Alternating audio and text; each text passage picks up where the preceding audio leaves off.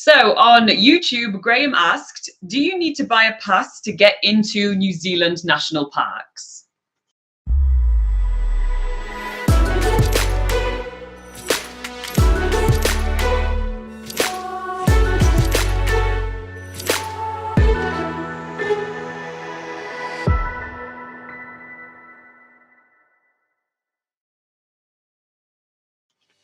All right. So I'm almost betting that this guy is American. Yeah. I'm almost betting because yes, in the US you have to buy passes. I think to it's get some parks in the UK you have to pay to go really? in as well. Yeah. Okay. Oh wow. Okay. So well, the good news, Graeme, is that no, you do not need to pay to go into any national park in New Zealand. They're all free of charge to visit, and that's pretty awesome. As long as you do have a good pair of hiking boots, because usually you need a good pair of hiking boots. Yeah, I mean, you're going there to hike most probably. Yeah. Now, there could be some cost associated to visiting a national park, right? So I'll go over that just so you absolutely have no bad surprises and everything, right?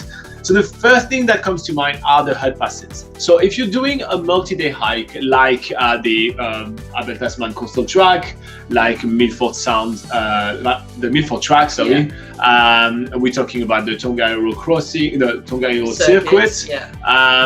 The Tongariro crossing is just one day. So the Tongariro circuit goes around. So that's the great walks, and there's lots of other types of multi-day hikes as well, like other popular ones. There's the one on Stewart Island, for example, which is very long. Oh, like there's the southern circuit and the northern circuit. So yeah, any multi-day hikes which involve accommodation along the way, whether that is campsites or huts. The accommodation you will need to pay for. Yeah. So if you do carry your own tent and you plan on camping along the way, you can only camp in selected areas which are designed as campsite and designated as campsites, and you do have to pay for your camping site. So it's cheaper than the hut, but you do have to pay for that.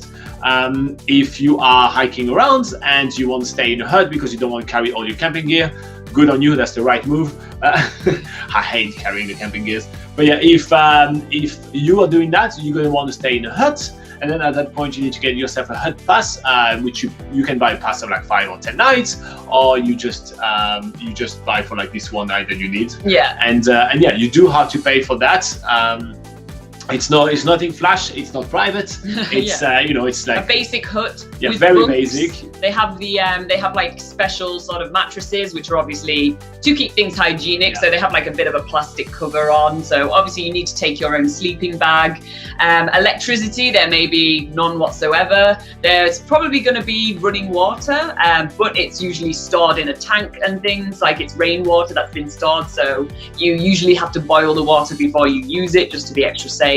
So yeah, it is very basic, and also in the campsite they will have some very limited facilities as well. There again, water that you'll probably need to boil, and they'll usually have toilets, which again, they're not flash, they're not usually flushing toilets, they're usually long drop toilets. So yeah, so that's basically the accommodation in the national parks in a nutshell. Yeah. And that's what you'll need to pay for. And usually prices for the great walks, they have a very huge variation of prices just because of their popularity. So the less popular great walks, for instance, the Lake Waikaremoana, the what's another one that's less popular?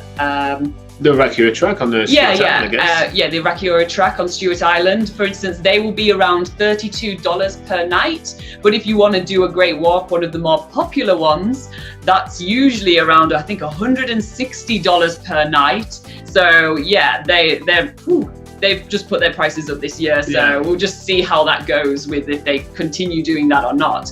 But then when you're not doing a great walk, the huts on those lesser popular non-great walk tracks are usually around $15 per night.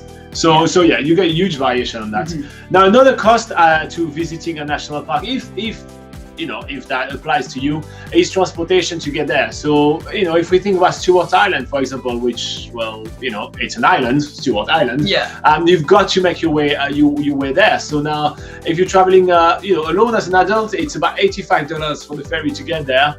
And but if you're traveling as a family, usually the kids go free, so that's always good, right? Yeah. But yeah. So it's not that cheap to get there, but once you're there, well, almost everything is really cheap. There is some other national parks which are really quite remote, especially if you're not traveling with your own car. We think the Lake Wekeremoana, for example, it's quite remote, so you have to find yourself a shuttle. It's actually, this national park is actually quite hard to get to. But yeah, so you will have costs associated about making your way there. And the last cost that there is obviously doing tours. There is plenty of tours available in almost every national park in New Zealand. I'm thinking right now about the Tasman National Park, where you can take a boat tour to go to see some of the best places over there, and then you can make your way back walking or those kind of things. So it allows you to see much more of it, and obviously you have the cost of your tour right here.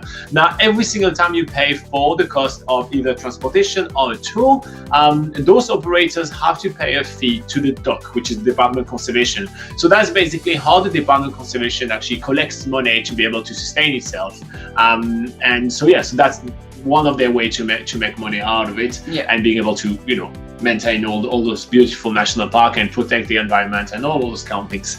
But yeah, so that is all the costs that may be involved in visiting national park in New Zealand. But to answer your question, is there a fee to visit national park in New Zealand? No.